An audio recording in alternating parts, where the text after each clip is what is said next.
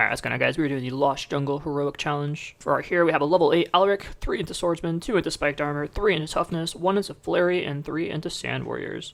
And for our upgrades, we have 4 into Archery, 4 into Barracks, 4 into Mage, 3 into Artillery, 4 into Rate of Fire, and Reinforcements. And starting off here, we have a Mage Tower in that little roundabout area, 3 Archer Towers on the right-hand side. That's going to be very important, and then a Barracks at the very end to make a little choke point and cut off any stragglers. And then we have Mage Towers towards the front center in that little 3 kind of tri-ring there. And then also in that central area next to the crashed alien ship where the Reapers would spawn or Parasites would spawn. And then we have a little Barracks and Archer Tower in the center lane right in that little round, or right after the little roundabout, I should say. As far as upgrades go, I went ahead and upgraded the Mage Towers to level 2. And let's kick things off. We have little birds that fly and carry guys. This is basically why we need the DPS on the right-hand side, because I think I had more trouble on the right-hand side. And it's funny because this level, despite being a heroic challenge, you think would be, not as hard as Iron, but I actually had a lot more trouble with the heroic challenge than I did with the Iron challenge. It just took a little bit of experimenting to get the damage right. I tried some different barrack configurations and some even some artillery. It just didn't work out very well. So this seems to be the most consistent way to do it.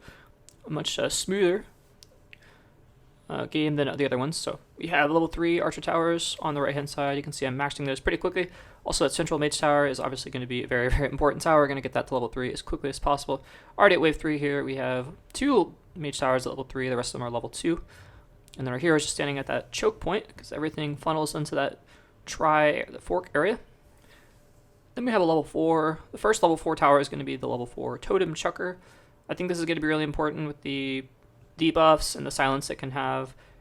Everything funnels into that area. It's going to be really, really key. We put a point into Barracks there just to get extra little stalling outs. And then the Mage Tower gets upgraded to level 4 to be a Wizard Tower.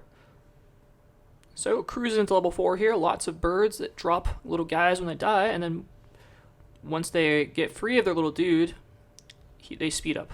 So you have to have the DPS to catch them, otherwise they'll just run right past your defenses. You can see a couple of them got pretty close to getting away. We don't have any archers in the very back, so if one manages to get by it, it just goes. And then that's just game over unless you can drop a really quick rain of fire. Towards the top, we just have a bunch of little tribal guys. They die very quickly to the Mage Towers. Now we have another level 3 Mage Tower. It's going to chunk down these gorillas, going to chunk down the tribal dudes, especially the ones that buff the armor. Can't rely solely on archers. Also little parasites you can see coming out.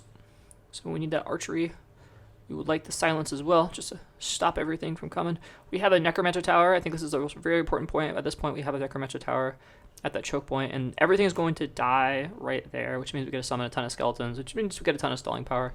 We're also going to try to get the Dark Rider to come out as a primary upgrade, because that's going to actually, more points than Dark Rider actually increase the damage the skeletons do. So it's really, really nice upgrade, really good combo. You can see I'm getting it here at wave 6, so a little bit late, but that's okay, because most of the hardest part, I think, is wave 6. They throw the shamans out, they throw the armor buffing guys out, and then just everything kind of piles on the central area. So we don't have the money for artillery, so keep that in mind if you're going to try to run that build. I just don't think with this setup you have the money to do that.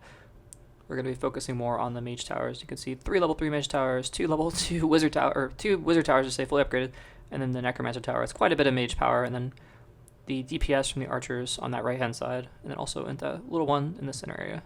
So last gorilla is going to slowly die here. One gets chunked out and zap, and the other one is quickly to follow. A couple more hits there, and zap, you're dead.